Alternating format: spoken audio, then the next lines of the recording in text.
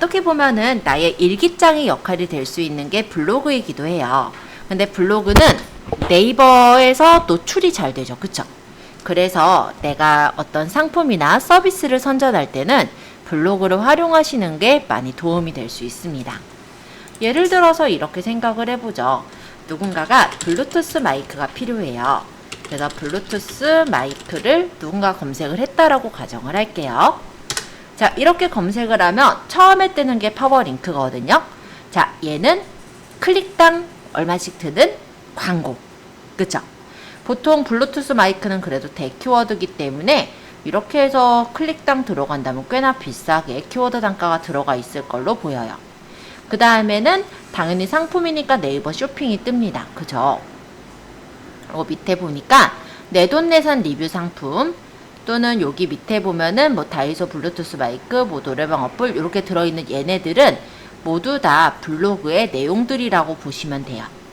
블로그나 아니면 카페 이런 데 띄워져 있는 내용들인 거죠. 예를 들어 제가 블루투스 마이크 추천이라고 적었다라고 한다면 파워링크랑 쇼핑 그 다음에가 요런 글들이 뜨죠.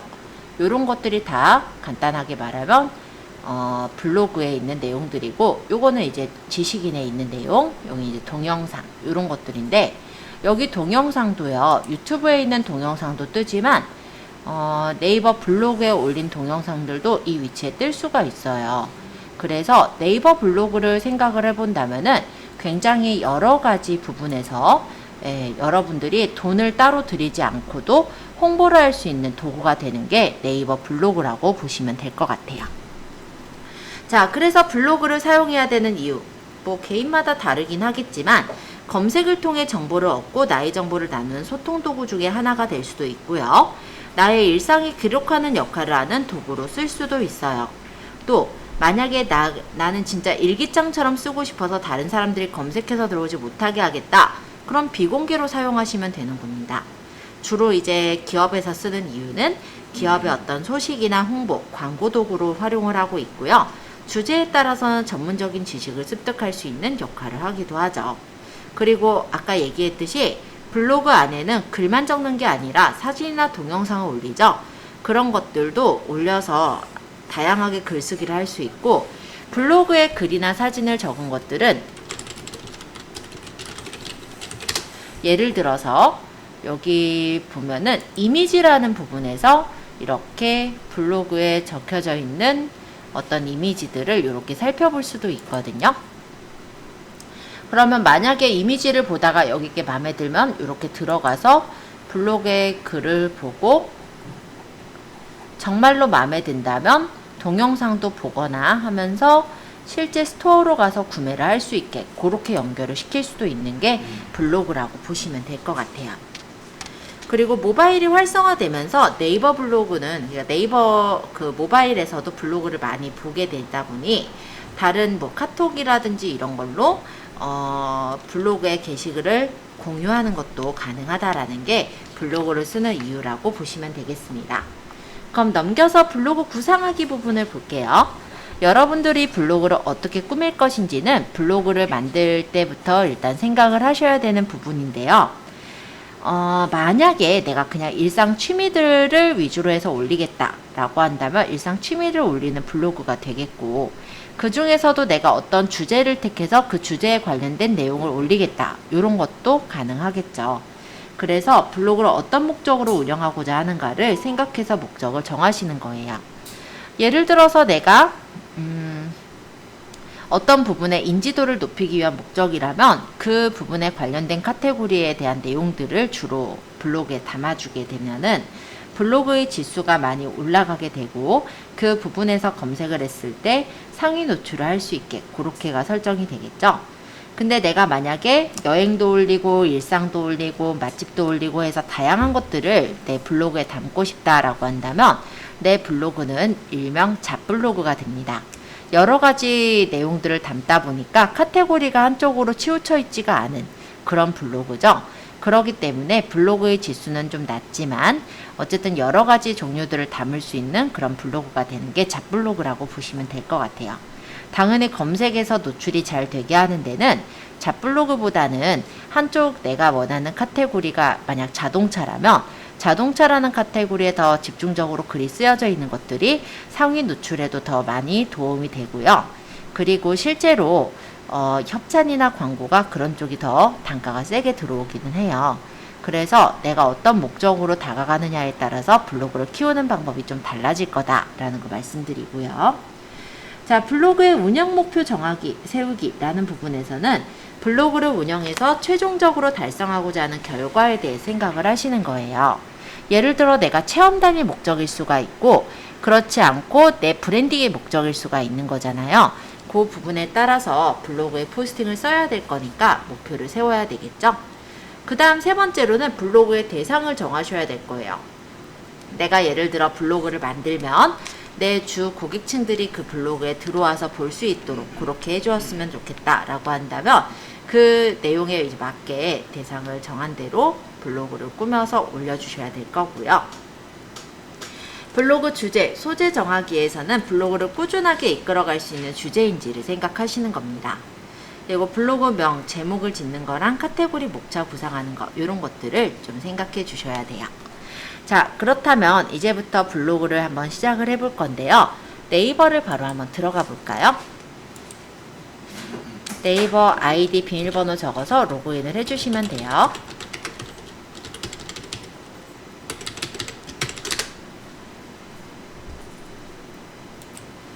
블로그로 가서 내 블로그를 눌러보시면 본인의 블로그를 찾아 들어가실 수가 있습니다.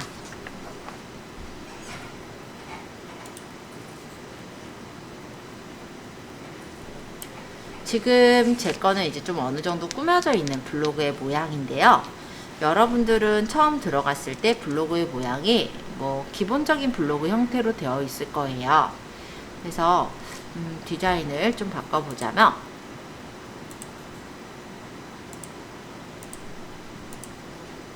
아마 제일 처음에는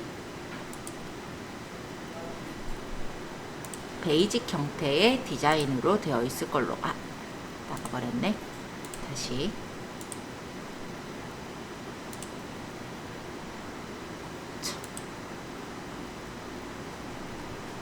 이런, 잠시만요.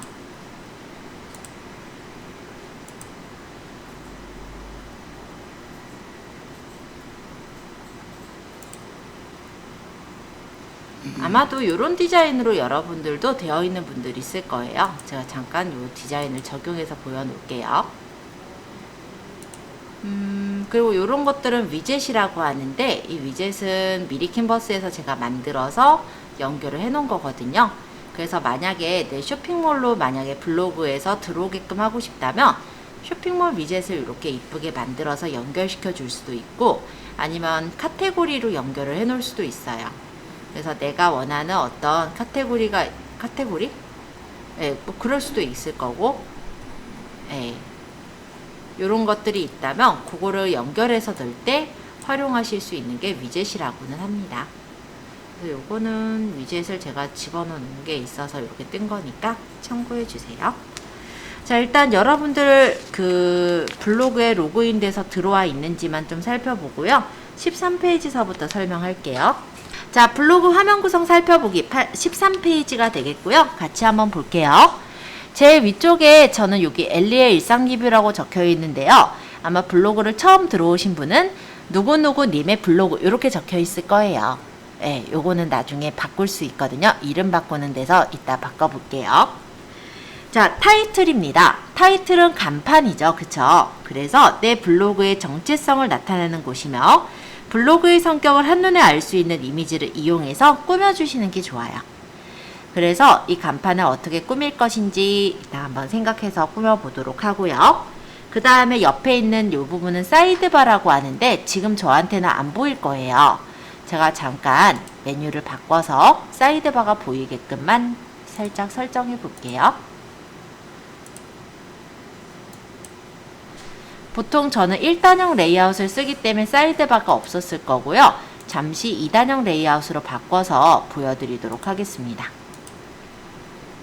여러분들과 같이 이렇게 사이드바가 나오죠? 이쪽이 이제 사이드바라고 해요. 그러니까 한쪽에 이렇게 사이드에 있는 바라는 건데 프로필과 그리고 카테고리 그리고 이웃 커넥트, 이웃 누구누구랑 연결되어 있는지 그런 거 표시된 게 이웃 커넥트라고 해요. 요 다녀간 블로그, 이런 것들이 다양하게 구성되어 있는 영역을 사이드바라고 합니다. 그리고 포스트 영역은 다양한 내용들이 입력되고 보이는 영역으로 글을 적는 공간이라고 보시면 될 것 같아요. 그리고 카테고리는 블로그의 메뉴가 되는데 여러 개의 카테고리를 내가 세팅을 할 수가 있고 필요 없는 카테고리는 지우거나 하는 것도 가능합니다. 이웃 커넥트는 즐겨찾기처럼 연동되어 있는 친구인데요. 내가 친구한테 자주 찾아가고자 한다 라고 한다면 이웃 커넥트를 꺼내놓으면 편하긴 할 거예요. 네, 이웃에는 이웃과 서로 이웃이 있는데 간단하게 그냥 이웃이라고 한다면 즐겨찾기와 같은 개념입니다. 그래서 내가 이 사람 블로그에 관심 있어서 즐겨찾기에서 들어간다 라는 게 이웃이라면 서로 이웃은 서로 간에 소통하는 관계라고 생각하시면 돼요. 자, 넘겨서 14페이지예요. 스텝 3의 블로그의 기본 정보 입력하기인데요. 여러분들 여기 이미지가 이쁘게 들어있을지는 모르겠어요. 지금 있는 분도 있고 없는 분도 있었던 것 같아요. 그리고 여기에 닉네임이나 소개글이 보일 텐데 이런 것들을 세팅하는 곳이 바로 기본 정보 입력하는 공간이에요. 우리가 어디로 찾아갈 거냐면 제일 위에 상단에 내 메뉴 보여요? 이 내 메뉴를 눌러서 관리로 가주세요. 내 메뉴의 관리. 자, 내 메뉴의 관리로 들어가면 블로그 정보가 보이죠? 이게 여러분들의 블로그 주소인데요. 블로그는 블로그.naver.com/ 요거는 제 아이디예요. 저는 블로그가 3개 정도가 있는데 그 중에 이거는 이제 잡블로그로 그냥 테스트 여러분들한테 이제 설명할 때 주로 쓰고 있는 블로그예요. 자, 앨리스1717이라고 적혀있는 이 제 이름이 마음에 안 든다면 블로그 주소는 한 번에 한해서 변경할 수 있도록 되어 있습니다. 그래서 내가 여기 이름을 이제 블로그 아이디를 따로 적으면 내 아이디랑 다른 그 블로그 주소를 얻을 수는 있어요. 그래서 그거 참고해 주시고 저는 안 바꿀 거라 나중에 할게요. 누를게요. 그러니까 지금 바꿀 필요는 없는 거죠. 나중에 이제 활용하실 때 혹시 내 아이디랑 너무 동떨어지게, 그러니까 예를 들어 본인 이름을 아이디로 만드신 분들 같은 경우 개인정보잖아요. 그런 경우는 변경을 하시면 좋을 것 같아요. 자, 블로그 명입니다. 저는 엘리의 일상 리뷰라고 해서 블로그 이름을 지었는데요. 여러분들은 이 블로그를 어떻게 키우고 싶으세요? 저는 아까 얘기했듯이 이 블로그는 잡블로그예요. 그래서 여러 가지를 담고 있는데 그 중에서도 상품 리뷰나 아니면 어디 맛집 갔을 때 이런 리뷰들을 주로 담는 용도로 썼기 때문에 엘리의 일상 리뷰라고 이름을 쓰고 있어요. 그래서 블로그의 이름은요, 우리가 일반적으로는 크게 어디 뜨는지 신경 안 쓰시고 포스팅을 하시길 나름이지만 검색하는 사람의 입장에서는 누군가가 이렇게 검색을 했을 때 바로 이렇게 이름이 바로 보이거든요. 요 밑에 있는 건 포스팅 이름이고요.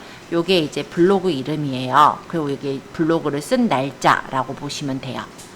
그리고 여기 있는 거는 이제 그 안에 이제 내용일 거고, 요거는 여기서 이제 제가 사진 올린 개수라고 생각하시면 돼요. 그래서 기본적으로 누군가가 검색했을 때 내 블로그 이름을 보면 아, 이 사람은 리뷰를 올리는 블로그구나. 아, 이 사람은 뭐 맛집을 주로 올렸겠구나. 이런 것들을 파악할 수가 있거든요.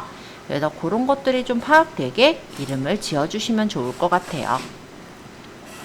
그리고 이름은 언제든지 바꿀 수 있으니까 불편하지 마시고 그냥 가볍게 지어주시고, 별명은 누군가가 이제 댓글을 달면은 우리가 답글을 남겨주거나 아니면 서로 이웃 추가를 하면 서로 이웃 수락을 해주거나 이럴 때 주로 보이게 될 게 별명이거든요. 그래서 별명도 간단하게 지어주세요. 그리고 소개글 같은 경우 내 블로그가 어떤 블로그다를 블로그를 들어온 사람들한테 소개하는 글이에요. 그래서 블로그 프로필 영역에 아래에 반영이 되는 글이니까 이것도 간단하게 블로그 성격에 맞게 적어주시면 되겠습니다.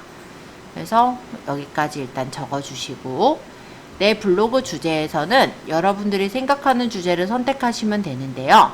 아직 나는 어떤 주제 해야 될지 모르겠다 하시면은 그냥 선택을 따로 안 하셔도 상관은 없어요. 자, 블로그 프로필 이미지는요, 기본적으로는 1:1 사진을 찍어넣으라고 하고 있습니다. 왜냐면 PC상으로는 길쭉한 사진이나 넙죽한 사진 모두 다 프로필 이미지에 들어갈 수 있지만 모바일 상으로는 1대1 사진이 동그랗게 잘려서 들어가지거든요.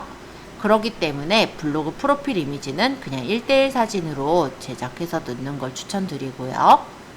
모바일의 커버 이미지는 PC에서는 안 보이지만 모바일 앱에서, 모바일 블로그에서 배경으로 보이는 이미지라고 생각하시면 돼요. 그래서 요것도 등록하실 분은 넣으시고 아니면은 그냥 비워두세요. 자, 그래서 일단 프로필 이미지 부분에는 혹시 저번에 우리 쇼핑몰 만드실 때 로고가 있으시면 그런 로고를 집어넣으셔도 괜찮을 것 같고요. 아니면 다른 이미지를 넣으셔도 상관은 없습니다. 언제든지 바꿀 수 있어요. 그 다음 사업자 확인입니다. 요거는 이제 뭐냐면 블로그를 상거래 목적으로 운영하는 경우들이 있어요. 그럴 때는 사업자 정보를 기재해야 된다라는 내용인데, 사업자 정보 기재는 여기서 하는 게 아니고 위젯에서 설정을 하게 돼요. 그리고 네이버 톡톡 연결에서는 네이버 톡톡을 연결할 거다 하면은 연결하시면 되고, 안 그럴 거면 연결 안 하면 되겠죠. 네이버 톡톡은 뭐냐면 카카오톡과 같은 메신저예요. 그래서 네이버 아이디가 있는 사람들이 네이버 톡톡으로 나한테 어떤 문의를 남기면 내가 답을 잘해줄 수 있다 하면은 연결하시면 되고, 아니다, 나는 답을 할 시간이 없다 하면 연결 안 하시면 될 것 같아요. 근데 기본적으로 이런 표시가 안 나와 있는 거는 네이버 톡톡 파트너 센터에 가입이 되어 있지 않아서 그럴 거거든요. 그래서 가입이 되어 있지 않아서 안 뜨시는 경우는 내가 네이버 톡톡 파트너 센터를 검색해서 아이디를 만들게 되면 그 이후에 보통 하루 있다가 아이디가 만들어지니까 그 이후에 네이버 톡톡 연결이 생기게 될 겁니다. 그래서 요거는 지금 연결 안 해두셔도 상관은 없고요. 일단은 블로그 주소, 블로그명, 별명, 소개글, 프로필 이미지까지 다 설정해서 넣으셨다면 확인 버튼 한 번만 눌러주세요. 그럼 성공적으로 반영이 될 거예요. 만약에 여기 정보를 바꾸는 확인까지 하셔서 저장하셨다면 제일 위에 내 블로그를 눌러서 현재 블로그가 그렇게 바뀌었는지 한 번씩만 확인 부탁드리겠습니다. 요거 이제 질문 때문에 잠깐 들어왔는데요. 블로그예요. 그죠? 이분의 블로그인데 블로그 안에서 팔수가 있어요. 물론 블로그 글 쓰듯이 하는데 구매하기 버튼이 있어서 이거 멜톤 비누 하나 살 거다 하고 구매하면은 이렇게 네이버페이로 연결돼서 구매가 가능하게 되어 있는 그런 구조입니다. 그래서 마켓으로 판매도 가능해요. 다만 무조건 마켓 가입하기를 눌러서 할 수 있는 건 아니고, 얘네가 가입을 하려고 신청을 하다 보면은 조건에 따라 반려를 시키기도 하는 것 같긴 하더라고요. 그래서 어느 정도 내가 블로그도 운영을 하고 있으면서 쇼핑몰도 운영을 좀 한다라고 한다면 연결 지어주면 괜찮을 거로 보여요. 주로 이제 블로그 운영이랑 사업자 이런 부분들을 좀 보고 있는 것 같고요. 사업자여야 가능합니다. 네. 블로그처럼 글 적는 거라 어렵진 않고 블로그를 쓰고 계신 상태에서 마켓 신청해서 하시는 건 괜찮아요. 주로 이제 공방 운영하시는 분들은 블로그에 이제 많이 들어와서 공방의 내용들을 보시잖아요. 그런 거 연결하실 땐 괜찮죠. 예를 들어 비누 클래스 만들기 이런 것들을 한다고 하네요. 한 사람이 블로그를 한 2개, 3개씩 운영할 수 있을까? 가능은 한데 어떻게 운영을 할 거냐면은 보통 아이디당 하나를 만들 수가 있어요. 근데 네이버 아이디는 한 사람당 3개까지 만들 수 있는 거 아시죠? 그러면 아이디별로 만들 수 있는 거예요. 저 같은 경우도 주 아이디가 이제 디팔천사라는 다른 아이디가 있잖아요. 그 아이디로 따로 운영하는 블로그가 있고요.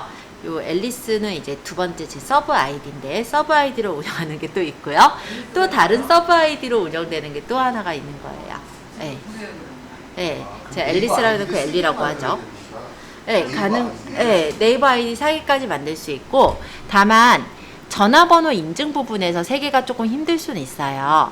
예를 들어 전화번호로 인증할 때는 이제 2개까지 인증이 되고, 나머지 하나는 이제 다른 사람 걸 쓰거나 아니면 내 서브폰으로 하거나 이런 식으로 인증을 다르게 하셔야 돼서 그거는 그렇게 좀 참고하시면 될 것 같아요. 2개까지는 인증이 가능하다는 얘기예요.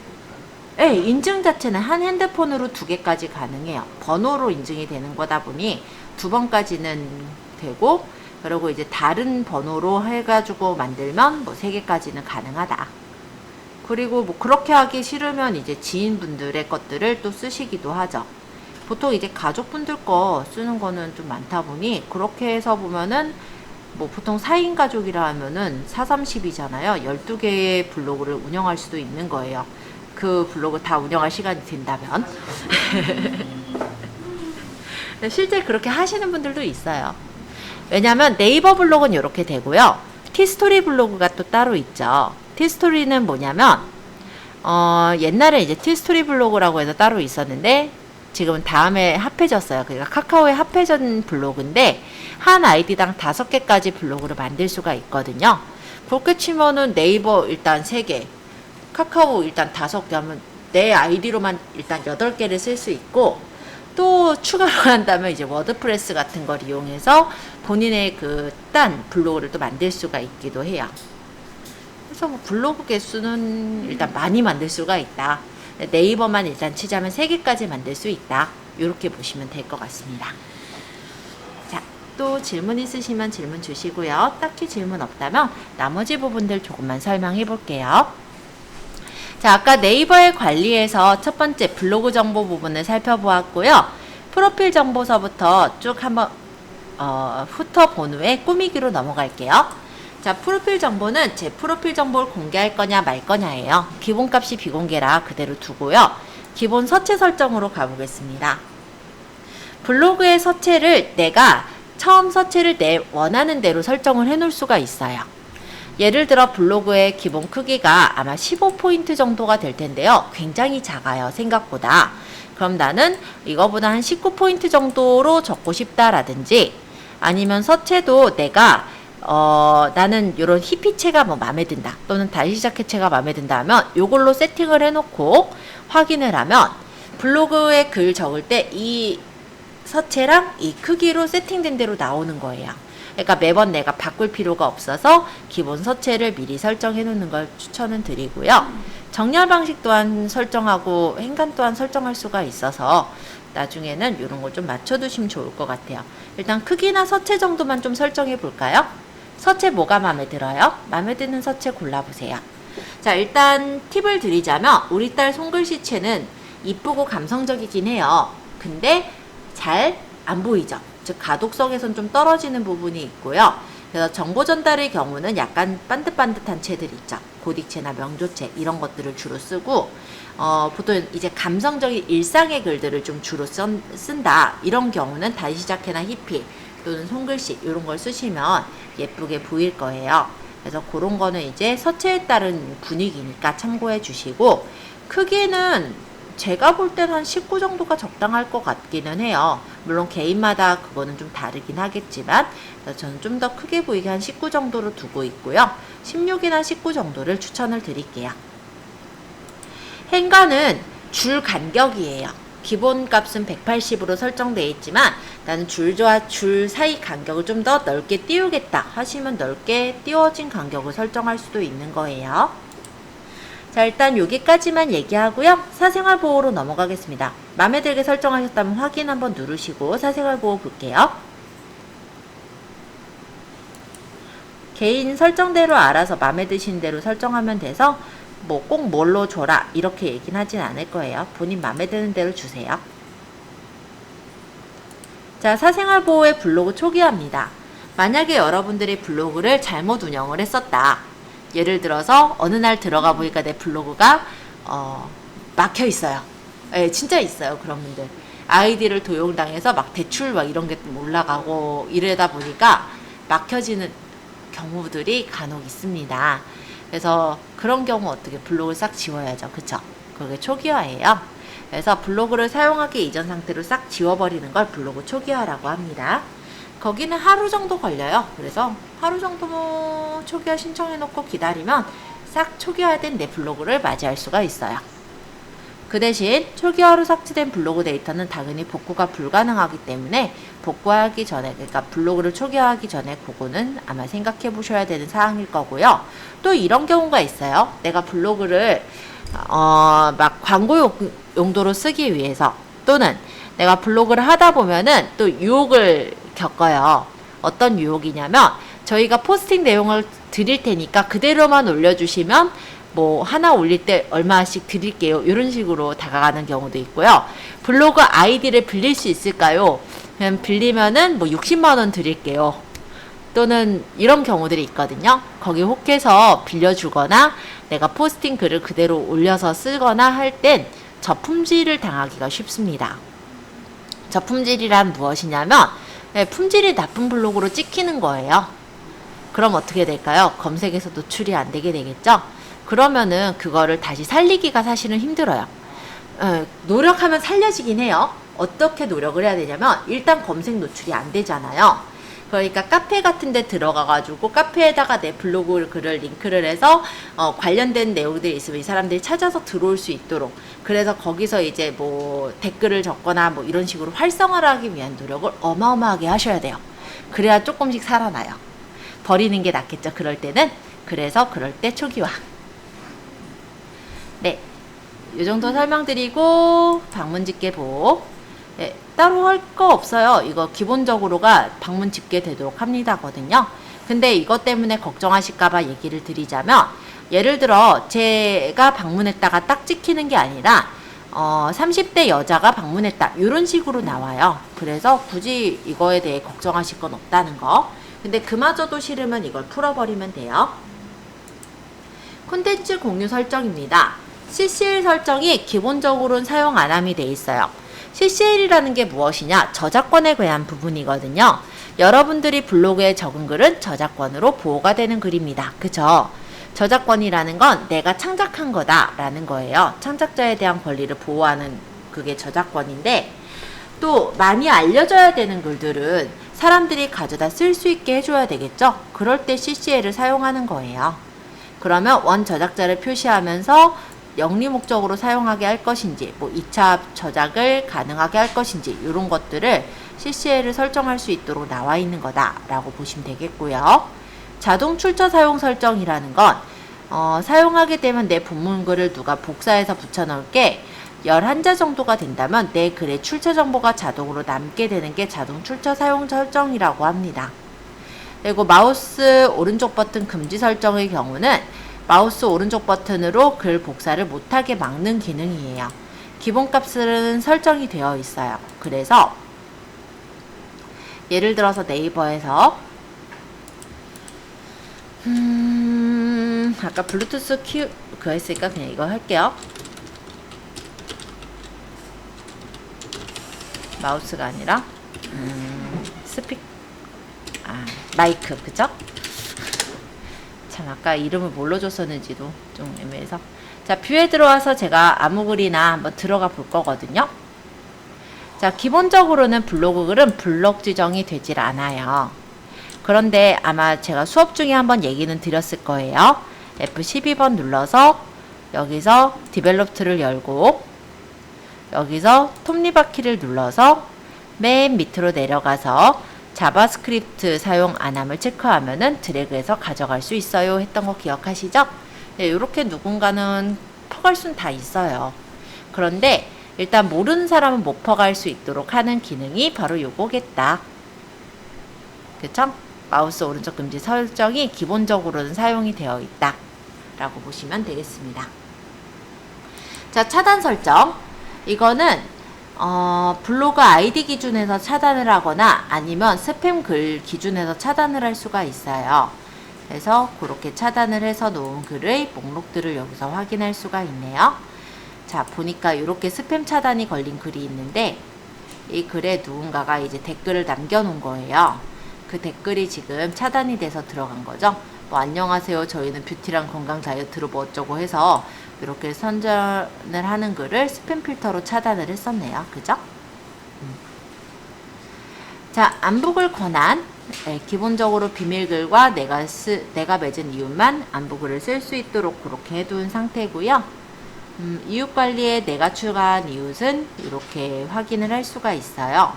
그래서 이웃들이 지금 최근 글이 언제 최근에 글을 썼는지 이런 것도 살펴볼 수 있고, 반면에 나를 추가한 이웃들도 확인을 할 수가 있습니다. 그래서 내가 만약에 이 이웃하고 서로 이웃을 하고자 한다면 서로 이웃 신청을 할 수도 있겠죠. 그리고 서로 이웃 신청이 들어온 경우는 여기서 확인할 수가 있는데요.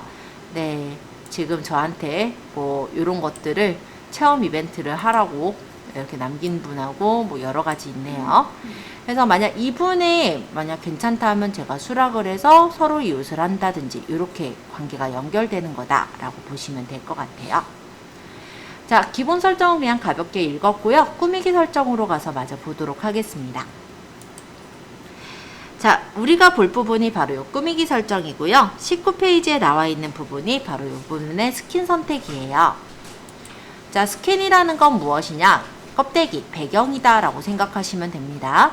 그래서 아까 전에 보면은 제 블로그가 제일 초반에는 알록달록한 배경으로 있었죠? 그거는 제가 만들었던 스킨이고요.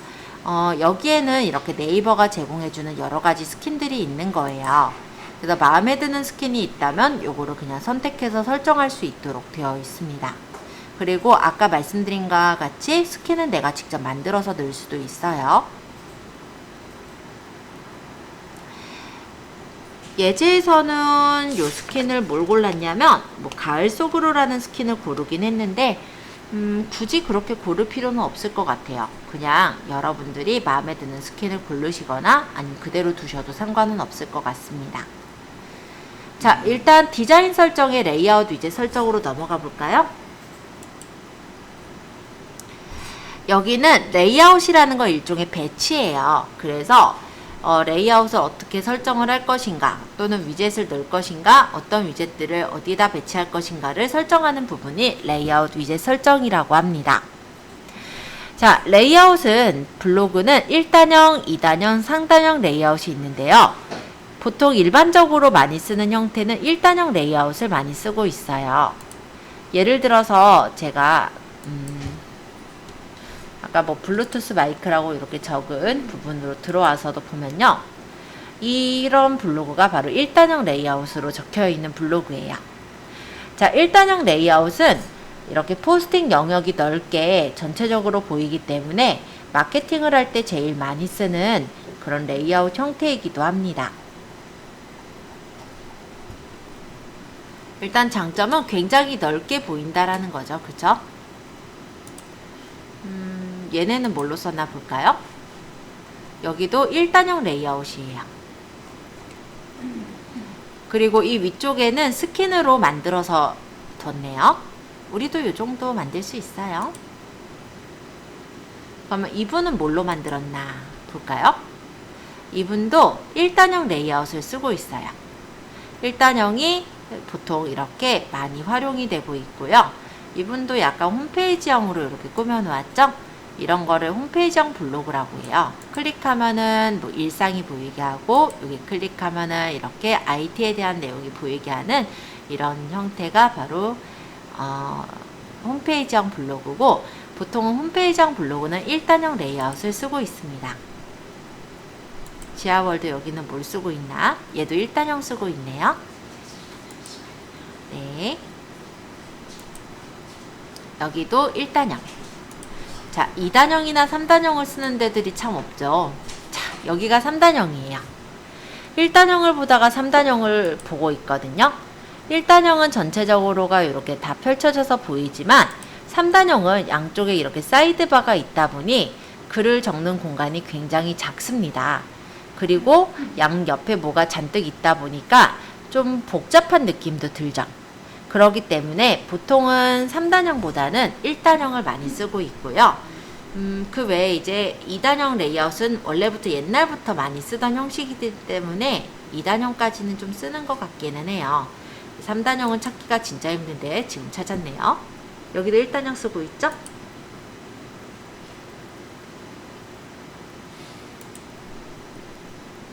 이건 카페니까. 여기도 1단형. 그래서 가급적이면 저는 1단형을 추천드리고 있어요. 레이아웃에서 보면은 이쪽에 있는 게 2단형 레이아웃이고요. 여기 있는 게 3단형 레이아웃. 그리고 이쪽에 있는 게 1단형 레이아웃입니다. 그래서 저는 요 1단형 중에 첫 번째 있는 요 레이아웃을 고를 거고요. 여러분들은 마음에 드시는 레이아웃을 고르시되 가급적이면 1단형, 나는 1단형이 정 싫다라고 한다면 2단형 정도의 레이아웃을 고르시면 되세요. 자, 레이아웃만 좀 먼저 골라주세요. 레이아웃에 대한 설정은 전체 정렬 중앙으로 놓을게요. 근령형은 넓게로 놓도록 하겠습니다. 1단형인 만큼 사이드바는 없어요. 따로 고를 거 없고요. 기본 메뉴는 아무래도 국문으로 설정할게요. 왜냐면 우리나라가 사실 네이버를 많이 쓰는 거지 외국 가면 네이버를 많이 안 써요. 그죠? 그리고 어차피 네이버에선 거의 네이버 검색은 네이버에서 네이버 블로그를 보여주고요. 구글이나 다른 데서는 네이버보다는 이제 다른 블로그들이 또 많이 보일 수가 있다 보니 보통은 기본 메뉴는 국문이 좀 더 나을 거로 보여요. 그 다음에 메뉴 사용 설정인데요. 타이틀 체크되어 있는지 확인해 주세요. 왜냐면 우리가 이따가 만들어 볼 건 타이틀이거든요. 그래서 요거는 체크가 되어 있어야 되겠죠. 그 다음 카테고리 체크되어 있는지 한번 확인해 주세요. 그 다음 밑에 뭐 체크하고 싶으신 게 있으시면 체크하시고 없으면 넘어가겠습니다. 자, 위젯 사용 설정에 사업자 정보라는데 물음표를 한번 눌러볼까요? 여기는 블로그를 상거래 목적으로 운영하는 경우에 전자상거래 등에서의 소비자 보호에 관한 법률에 따라 블로그 홈에 사업자 정보 게재를 해야 되는 그런 부분이거든요. 그래서 사업자 정보를 게재하는 메뉴예요. 그래서 만약에 해당이 된다면 에디트를 눌러서 사업자 정보를 입력해 주시면 되는 거예요. 그러고 확인을 하시고 사업자 정보를 띄우시면은 이 블로그에 사업자 정보가 뜨게 되겠죠. 지금은 요거 블로그 성격이 일상 블로그니까 굳이 사업자 정보가 뜨지 않아도 되지만 만약에 블로그 마켓이라든지 아니면 내가 이 블로그로 어떤 이익을 얻는다라고 한다면 사업자 정보를 그 이후에 띄우시면 될 것 같아요. 그리고 여기 위젯 사용 설정이라는 부분에 여러 가지가 보이는데요. 이 중에선 지금 몇 개만 체크해 볼게요. 뭐 달력이나 시계, 날씨 정도만 체크해 볼까요? 더 원하시는 위젯이 있으면 더 체크해 두셔도 돼요. 어차피 나중에 없앨 수도 있으니까. 그리고 이렇게 위젯을 골랐을 때 요 옆에 이렇게 메뉴가 생기는 걸 볼 수 있을 거예요. 이 메뉴는 끌어서 위치를 이동해 놓을 수가 있습니다. 저는 날씨를 위로 올렸고요. 달력도 끌어서 위로 올릴게요. 이렇게 움직일 때 점선 보이죠? 그 위치로 이동합니다. 시계도 끌어서 올려볼게요. 자, 이런 식으로 위젯의 위치를 끌어서 올리거나 아래다 배치하거나 이렇게 조절해서 배치를 해줄 수가 있어요. 여기까지 잘 되신 분은 밑에 적용까지 눌러 놓을게요. 그리고 확인 누르시면은 아까 설정한 대로 1단형 레이아웃이 배치가 됐고 이쪽에 이렇게 각각의 위젯들이 배치가 된 상태로 보일 거예요. 22페이지에는 카테고리 작성 및 관리하기에 대한 내용이 들어가 있어요.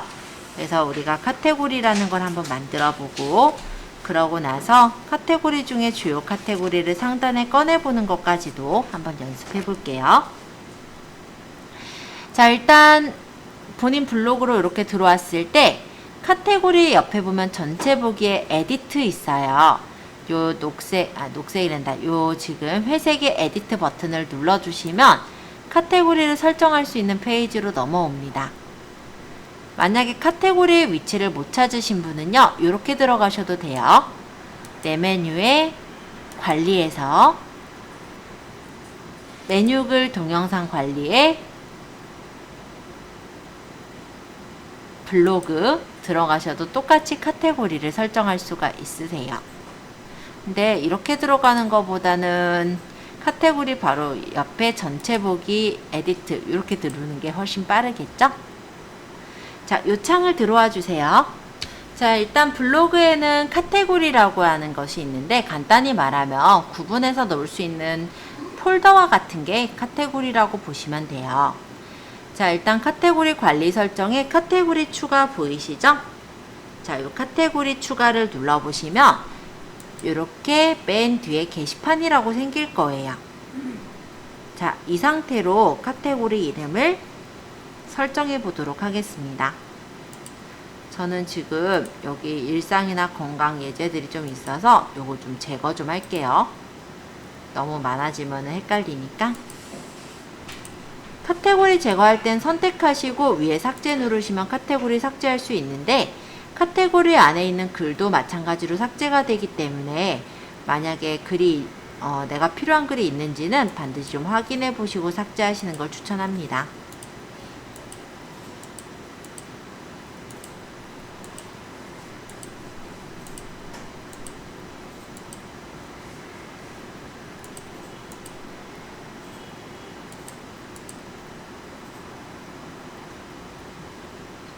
자, 카테고리 이름을 설정하려면 지금은 연습이니까 제가 책에 있는 대로 설정할게요. 여기다 여행을 떠나요 라고 적어볼게요. 엔터. 그러면 이렇게 이름이 설정이 되는 거예요. 만약에 두 번째 카테고리를 만들 거라면 다시 위에 있는 카테고리 전체 보기라는 메뉴를 선택해 주시고 카테고리 추가하기를 누르면 두 번째 메뉴가 나옵니다. 여기는 건강을 지켜요. 또 카테고리 전체 보기 눌러놓고 카테고리 추가. 여기는 맛집을 찾아요. 또 카테고리 전체 보기 눌러놓고 카테고리 추가. 여기는 일상을 누려요. 자, 이렇게 4개의 카테고리를 만들어 보세요. 일단 카테고리에 대해 조금만 더 설명해 보자면, 요 옆에 보면은 뭐 숫자들이 적혀 있죠. 지금은 우리가 0이 적혀 있는 건 뭐냐면 이 카테고리 안에 게시글이 없다란 뜻이에요. 그리고 여기 1이 적혀 있는 것들은 게시글 하나가 있다, 요건 게시글 71개가 있다, 이런 뜻으로 생각하시면 돼요. 그리고 요 옆에 보니까 자물통이 잠겨 있는 애들이 보일 텐데, 요거는 이 게시판을 만들 때 비공개로 아예 설정한 것들은 비공개 게시판으로 생기게 되는 겁니다. 이런 경우는 나로 로그인했을 때만 이 게시판이 보이고요. 다른 사람들이 들어왔을 때 이 게시판 자체가 보이질 않는다고 보시면 돼요. 그리고 여기에는 이렇게 편지 모양으로 돼 있고 이 위쪽엔 지금 그림 모양으로 돼 있죠. 요거는 어떤 차이냐면 블로그형으로 글보기를 했느냐, 앨범형으로 글보기를 했느냐의 차이예요. 그래서 일반적으로 블로그형으로 글보기를 해놓은 상태라면 이 카테고리를 들어왔을 때 블로그 모양으로 바로 보인다면, 앨범형으로 만약에 세팅을 맞춰놓은 상태라면 이 카테고리를 들어갔을 때 앨범형으로 보인다라는 차이가 있죠. 근데 이 두 개가 어떤 차이인지는 직접 한번 확인해 볼게요.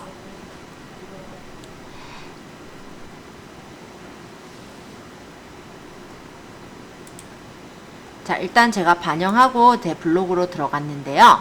여기서 여기 일상 이야기라고 해서 앨범형 게시판을 눌러보면은 이렇게 앨범처럼 메뉴가 보이는 이런 게시판이 앨범형 게시판이에요. 그러면 이 일상 이야기라는 걸 제가 잠깐 바꿔서 블로그형으로 바꿔볼게요. 어떤 차이인지 보여드리겠습니다. 자, 똑같이 일상 이야기라는 카테고리로 볼 건데요. 일상 이야기 가보니까 제일 최근에 적은 포스팅 한 개가 펼쳐져서 보이죠? 이런 게 바로 블로그형 게시글이라고 보시면 돼요. 그러니까 앨범형 같은 경우는 딱 그 카테고리를 눌렀을 때 올라가 있는 게시판들 그 내용들을 한꺼번에 볼 수가 있어요. 그래서 내가 보고 싶은 걸 바로 눌러서 확인을 할 수 있는 그런 형태라면, 블로그형은 제일 최신의 그 블로그 포스팅이 바로 보이는 형태다, 이렇게 생각하시면 되겠죠. 그래서 게시글이 많을 때는 앨범용으로 하는 게 그렇죠. 바로 제가 얘기하려는 걸 바로 말씀해 주셨어요. 그래서 만약 게시글이 몇 개 없으면요, 앨범형에 넣으면 되게 썰렁해요. 보세요. 아, 이거 아니다. 여기 말고 엘리 서재. 자, 여기 같은 경우 그냥 보기는 그럴싸하잖아요. 그쵸? 게시글 적혀 있고 이런 거 적혀 있고 하니까 그럴싸한데, 제가 이거 에디트를 엘리의 서재를 일단은 앨범형으로 바꿔서 보여드릴게요. 게시글이 3개예요. 자, 어떻게 보이느냐? 내 블로그로 가서 요 엘리 서재를 만약 눌러보면은 되게 썰렁해 보여요. 뭐 없어 보이죠? 이 사람 공부 안 했나가 딱 보인다, 그쵸? 사실은 예, 독후감 쓰기가 그래서 딴 거 주로 올리느라고 안 올리고는 있는데, 어쨌든 예, 너무 썰렁해 보이잖아요. 이런 경우가 있기 때문에 보통은 앨범형으로 바꾸는 경우는 게시글 수가 좀 많아졌을 때, 그때가 좀 좋을 것 같고요. 게시글 수가 많지 않을 때는 블로그형이 더 나을 거다 정도 말씀드렸습니다. 자, 그리고 만약에 우리가 여행을 떠나요에 하위 카테고리를 넣고 싶어요. 그렇다면 이 카테고리 선택해 놓고 카테고리 추가를 하면은 하위 카테고리를 만들 수가 있어요.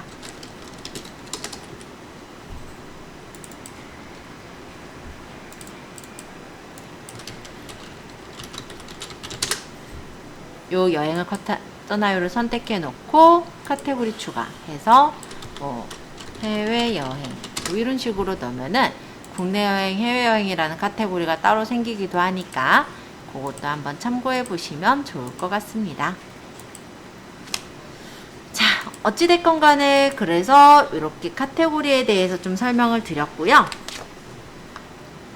다시 좀 넘겨서 이번에는 27페이지를 좀 볼까요?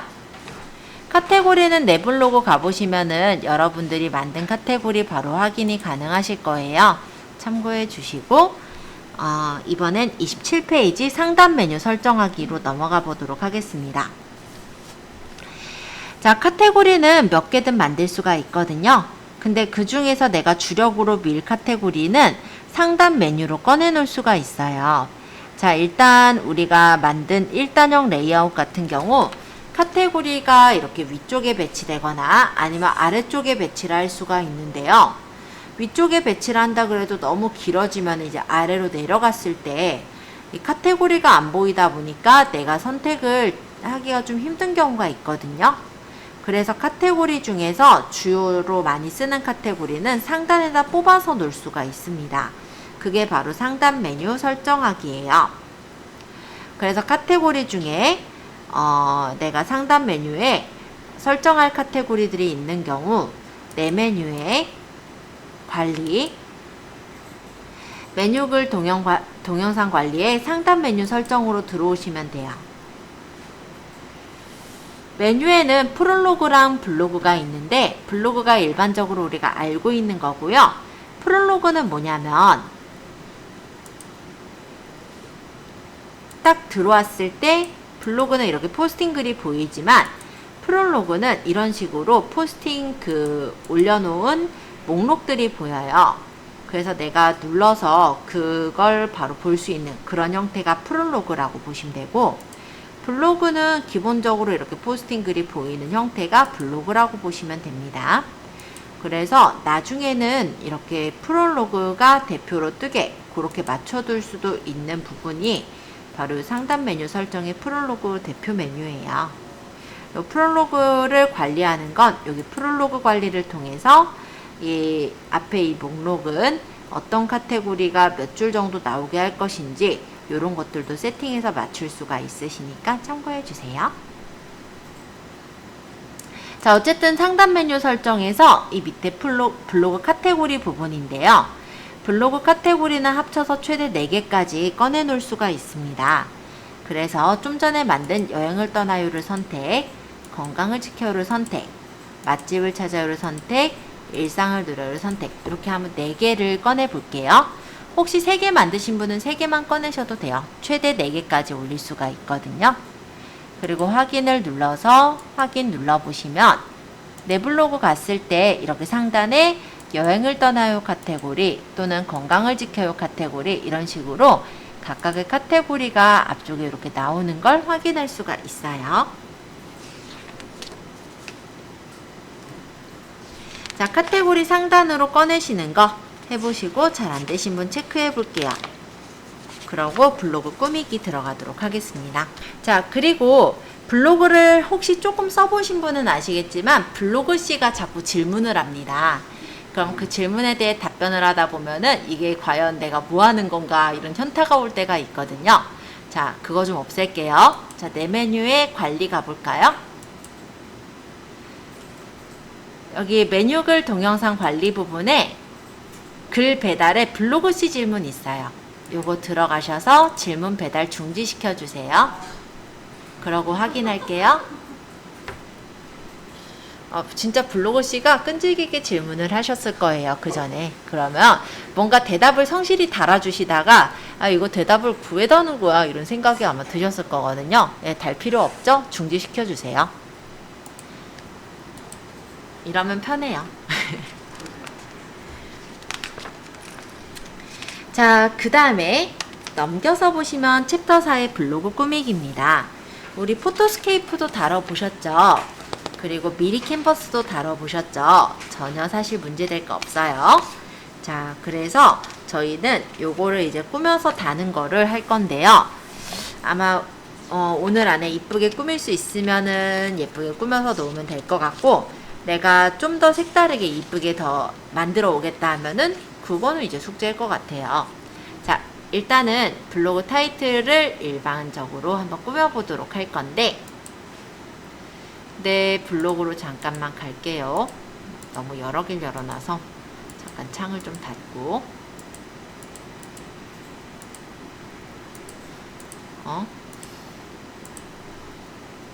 자, 여러분들 블로그에다가 여기 앞에 있는 요 간판을 하나 달아줄 계획이거든요. 이 부분에 간판 달 거예요. 여기 간판 달으라고 비워져 있잖아요. 그죠? 자, 내 메뉴에 보시면 세부 디자인 설정이라고 있습니다. 한번 들어가 볼까요? 일단 간판 사이즈를 알아야 간판을 만들죠.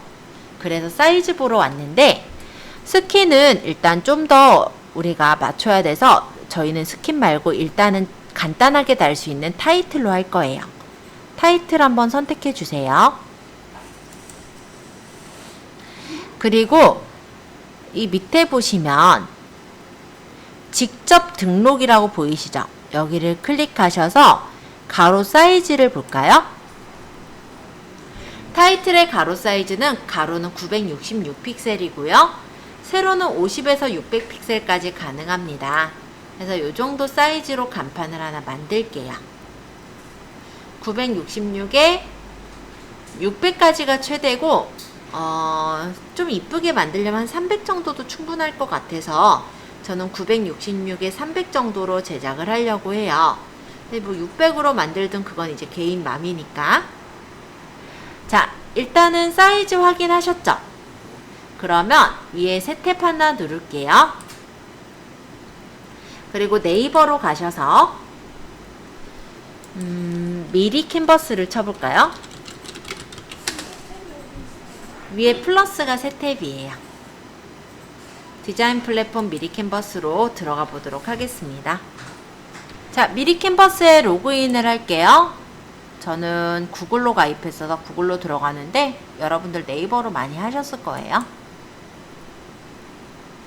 유지 안 하면 해주세요. 유지하면은 다음 시간 사람이 또 저한테 물어볼 거예요. 이 사람 누구냐고. 뭐 그러면 제가 나중에 또 이 사람 저번 시간에 배웠던 사람이에요. 꺼주세요 할 거니까 걱정은 안 하셔도 돼요. 근데 얘기도 안 하고 자기가 거기다 만드는 경우가 있어요. 예, 그래서 그거 뭐 어차피 누가 내 걸 지우진 않겠죠, 설마. 예, 그래서 크게 상관은 없지만, 만약에 로그아웃 하실 때는 여기 눌러서 로그아웃 해주시면은 로그아웃 해요. 자, 일단 디자인 만들기. 그리고 여기 직접 입력을 들어가야겠죠? 사이즈는 아까 966이죠, 가로가. 세로는 뭐 50에서 600까지는 가능한데요. 그냥 뭐 심플하게 300 정도로 맞출게요. 그래서 966에 300 px, 이게 픽셀이에요. 그래서 디자인 만들기 클릭. 요거는 뭐 광고라기보다 팝업이니까 닫고, 요런 창이 나왔을 거예요. 자, 일단 그래서 저는 템플릿을 활용을 할까도 하는데요. 혹시 템플릿 중에 마음에 드는 템플릿이 있으면 눌러서 수정하셔도 괜찮습니다. 아니면, 그러니까 두 가지죠. 내가 만약 템플릿 중에 마음에 드는 게 있었다, 그리고 왕관 안 썼다, 그러면 걔를 그냥 선택해서 수정하셔도 될 거예요. 근데 그렇게 말고 나는 만약에 어떤 사진을 넣고 글을 쓰겠다라고 한다면 업로드에는 내가 이전에 이제 불러왔던 사진들이 있을 거잖아요. 뭐 예를 들어 이런 뭐 제품 사진도 있을 거고 아니면 예전에 이런 찍었었던 이런 사진들 있죠. 이런 거 이렇게 불러와서 크기 조절해서 배치해서 두시고, 색깔을 좀 이쁘게 맞추고 싶으면은 얘를 클릭해서 여기 직접 조정해서 밝기 대비 맞춰주시면 되죠.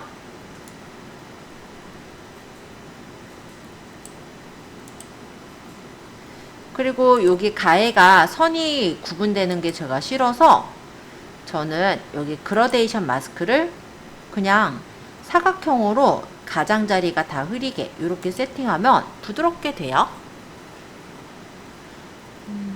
제일 좀 노멀하게 할 거라 이렇게 사진 넣고 글 정도만 적을게요.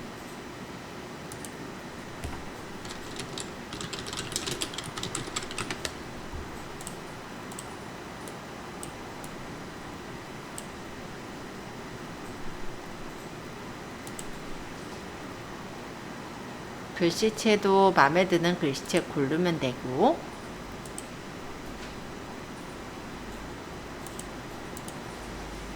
글씨 색깔도 저는 이 제품 색깔 쓰고 싶어서 스포이드로 제품을 찍을게요.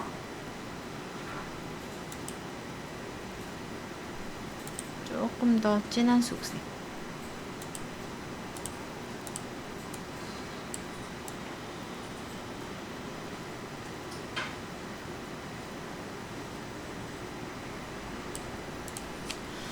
뭐 어떻게 꾸미드는 여러분들 맘이에요. 여기서 이제 더 디자인을 하셔도 되고 진짜 심플하게만 지금은 하려고 하니까 저는 이렇게 만들고 다운로드를 받을게요. 자, PNG로 그냥 고해상도 받으시면 돼요. 다른 이름으로 저장, 본인 폴더에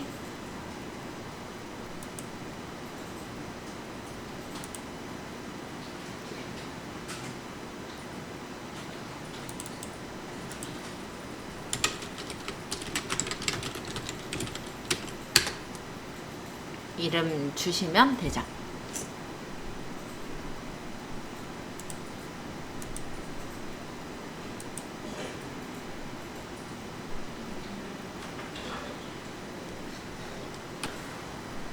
타이틀에서 직접 등록에 파일 등록을 누릅니다. 아까 저장하신 경로에 가셔서 저장하신 타이틀을 선택하시고 열기. 그러고 아까 제가 영역 높이 300으로 했으니까 이 높이를 300으로 맞추세요. 블로그 제목은 따로 나오는 게 싫어요. 저는 이거 싫거든요. 그 표시를 풀을게요. 그러고 확인해보면, 적용해보면 이렇게 예쁘게 적용이 돼서 블로그 제목 부분에 뜬 거를 볼 수 있습니다. 심플하죠? 자, 세부 디자인 설정으로 가서 스킨 배경서부터 볼게요. 이 스킨이라는 건 이 바깥쪽의 배경이에요. 여러분들 이 바깥쪽의 배경을 컬러를 흰색으로 맞춰볼게요. 그러면은 바깥쪽이 흰색으로 이렇게 맞춰졌죠. 저도 아까 여기 위쪽에 까만색으로 뭐가 있었는데 그 까만색이 사라진 거 보일 거예요. 그래서 스타일은 그냥 네이버에서 제공해주는 이런 스타일들을 입히는 거라면 컬러는 색깔로 입히는 거고, 흰색으로 입히면 아무래도 흰색이 확장색이다 보니까 굉장히 넓고 깔끔해 보이는 효과를 얻을 수가 있어요. 자, 타이틀은 아까 보셨듯이 블로그에 간판, 제목을 넣는 데고요. 사이즈는 600까지 되기 때문에 내가 좀 크게 만들겠다 하시면 966에 600으로 디자인해서 넣으시면 됩니다.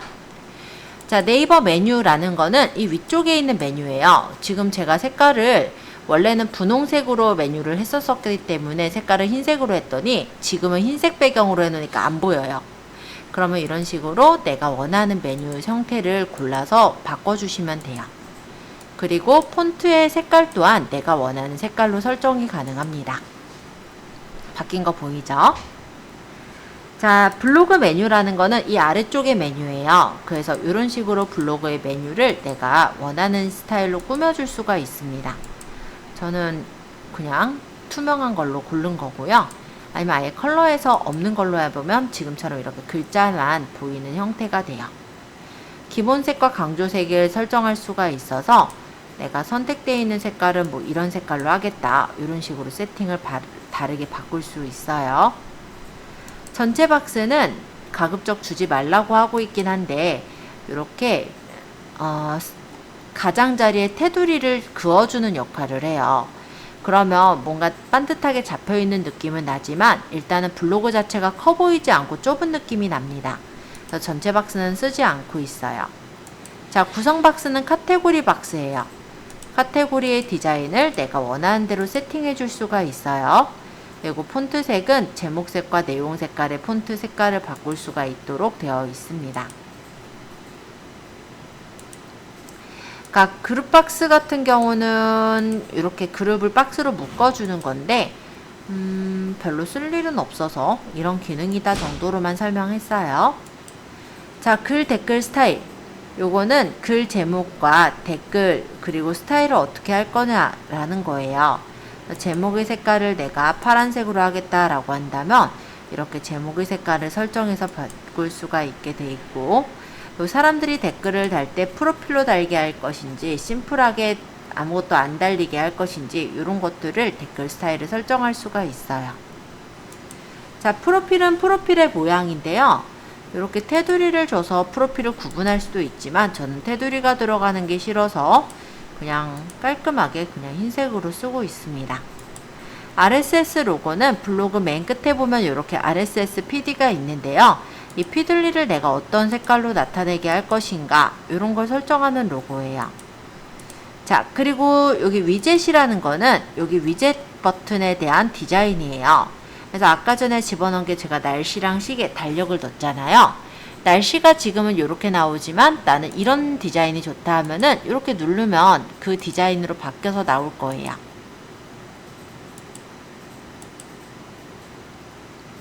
그 다음 시계도 마찬가지로 시계 디자인들이 모양이 있는데 내가 원하는 시계 디자인으로 바꿀 수가 있고, 달력도 마찬가지로 내가 원하는 디자인으로 바꿔서 설정할 수가 있습니다. 그래서 이런 부분도 좀 참고로 보시면 좋을 것 같아요. 자, 일단 이렇게 해서 마음에 들게 세팅하셨다면 적용 한번 눌러놓도록 할게요. 자, 오늘은 이렇게 해서 블로그 타이틀 꾸미는 것까지 설명을 드렸고요. 다음 시간에는 이제 블로그에 포스팅하는 내용들을 전체적으로 들어갈 거예요. 그래서 다음 시간에 들어갈 거는 챕터 5에 있는 블로그 글쓰기 1번서부터 아마 블로그 글쓰기 파트는 다 할 걸로 보시면 될 것 같아요. 네, 오늘 고생 많으셨어요.